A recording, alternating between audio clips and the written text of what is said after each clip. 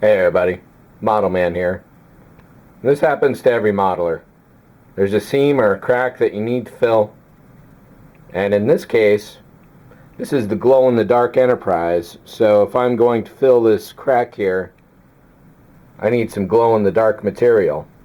Fortunately, there's a really good way to do this. What I've done is to grab some sprue from the glow-in-the-dark plastic and soaked it in the blood of artichoke hearts. Actually, this is a vat of acetone. I went to a local grocery store and got a bottle of Q-Tex nail polish remover, and as you can see, this has made really good work of this plastic. This is about 20 hours, I think, it's been soaking now. It was really good at 12, and I went to sleep for a little while, and here it is freaking melting. Really nice. So the idea here is to scoop some of that out and then simply lay it in place. So let's get that going. I gotta say, I am wishing that I in fact recorded this repair. It was terribly easy. For the first 12 or 16 hours, the styrene, when it was melting, was still in stick form, and then I came back to it tonight probably 24 to 30 hours later, and it was just a layer in the bottom. So I just scooped all of that out a few seconds ago, and basically it just looks and feels like a big chunk of lard. See, it's got some really nice stretching capabilities here.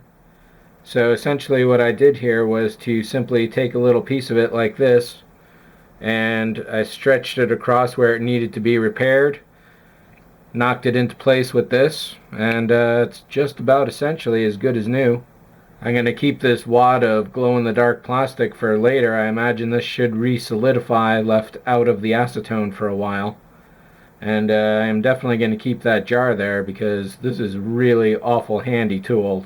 So this isn't going to save your bacon in every case. However, just simply knowing this actually works, I've heard about it for a while now, and finally this repair really showed me the need for the use of it.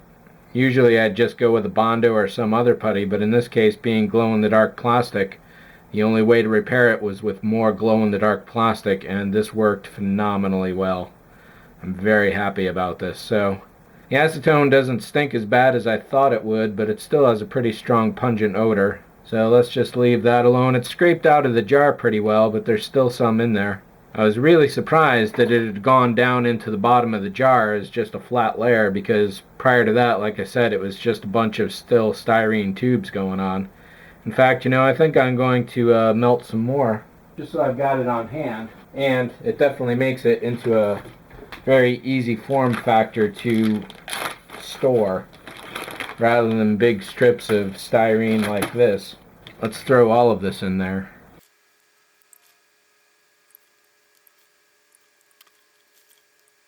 And finally, wrong lid. So in 24 to 30 hours, this should all be a bunch of really nice goopy plastic. Let's check back in a while, and we'll see how well this solidifies. And here's a look at not quite 12 hours later. It's turned to some nice, really goopy stuff. And just under 24 hours later, the effects of acetone on styrene. Amazing. This little blob here has been out of the acetone for about 12-15 hours. The outside is definitely crusted over. It almost feels like a jelly baby, which might be similar to jelly beans. Let's see if I can rip this apart. Yeah, definitely. So actually, to get this back into shape, let's throw it back in the mix. Check that out. So that could provide some interesting effects if it starts dripping down from the surface. We'll check back in a little while. And just a few minutes later, one of the blobs has sunk, and the other one is floating around. I shouldn't have disturbed them. If they had hung up at the top for a while, they might have started dripping really cool stalactites, stalagmites, whichever ones they are. Anyhow, back to this when those are dissolved. All those glow-in-the-dark sprues have melted down to this little section here. The 2 wads of balls that I put in there from before are pretty much gone. Let's pull the camera down so you can see this a little better. That is very nice and smooth on the bottom. What I'm going to do now is scoop all this out and let it air dry for a while. I'm just going to put it all in this lid here. It's very malleable at this point. Big blob of lard.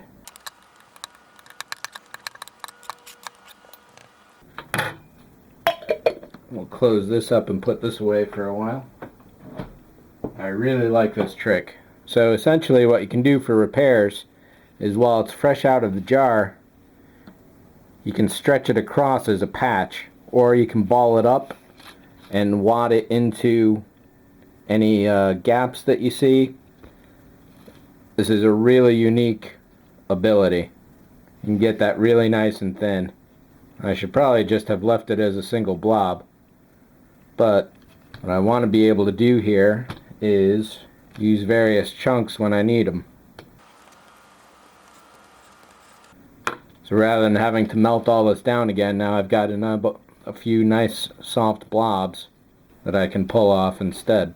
It does like to stick to itself in this state. So I'm going to go put this by an open window and let it sit for, it'll probably take a while. The last batch that I did, that I melted back into this, 2 days later, it had that crunchy outside and that soft inside, so I expect this will probably maybe even take like a week to thoroughly resolve itself. But when you're working with, you can see already that just a few minutes later, at most, this is already starting to lose its stretchable properties. But overall it does have a pretty good working time. So I'm going to let this sit, and now I got some nice big chunks of plastic for when I need to make glow-in-the-dark repairs. Thanks for watching. See ya. And here's the last look at the little blobs of acetone melted styrene. There we go. Pretty cool. I can kind of pinch these to some degree. This is about 3 or 4 days later after the last video was shot, and they're definitely getting pretty solid. So I imagine after a week or so these will be completely re-solidified, solid, nice chunks of styrene that in convenient little blob sizes I can drop into some more acetone when needed and stretch it into place as a filler. So that's it for the melting styrene with acetone tool tip. Thanks for watching. See ya.